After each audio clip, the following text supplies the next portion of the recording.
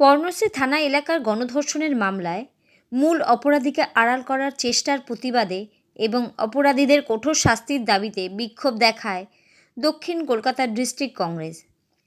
Party করার নাম করে মেয়েটিকে ফ্ল্যাটে ডেকে তাকে মদ্যপান করিয়ে 5 জন মিলে ধর্ষণ করেন।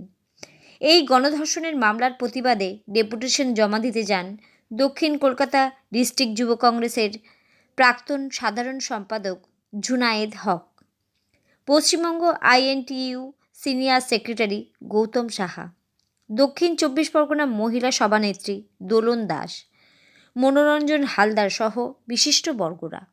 Bureau report, Kolkata today news.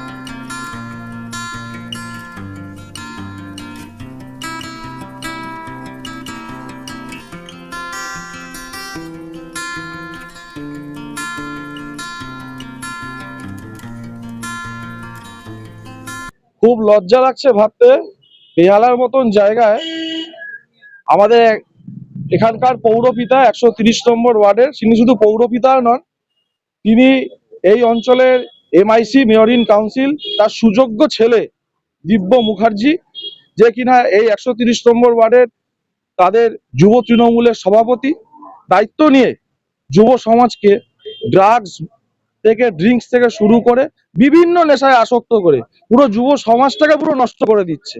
এবং এরকম ঘটনা দীর্ঘদিন ধরে ঘটেছে।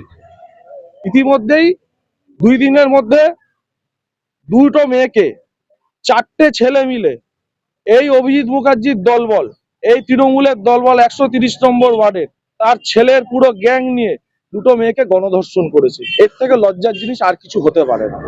অবিলম্বে যে কটা ছেলে রয়েছে আর এই দিব্য মুখার্জি, এদের বিরুদ্ধে পুলিশকে আইনত ব্যবস্থা নিতে হবে। এরা কেন পর্দার পিছনে রয়েছে, কেন মানুষের সামনে আসছে না?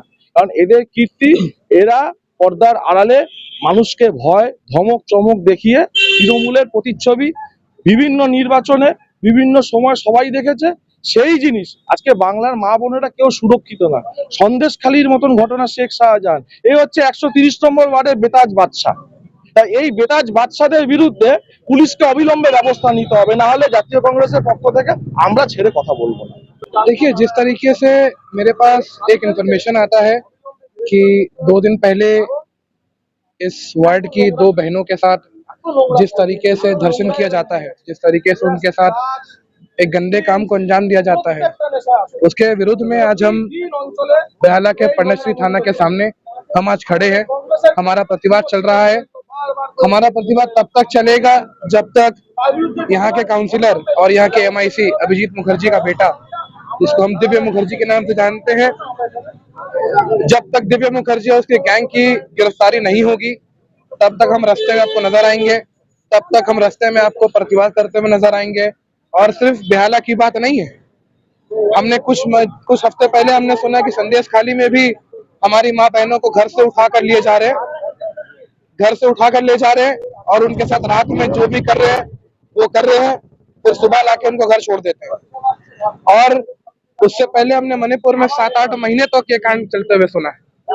तो आज पूरे हिंदुस्तान में, जिसके अंतर्गत पश्चिम बंगाल भी आता है, जिसके अंतर्गत ये रॉयट पार्क 130 नंबर वार्ड भी आता है, इस पूरे हिंदुस्तान और पूरे बंगाल में क्या चल रहा है, इसका जवाब ममता बनर्जी और नरेंद्र मोदी को देना होगा। ये लोग बस क्या करते हैं, ढोंग करते हैं।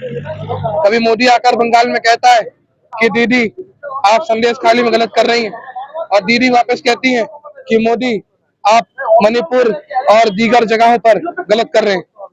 इसका जवाब कौन देगा?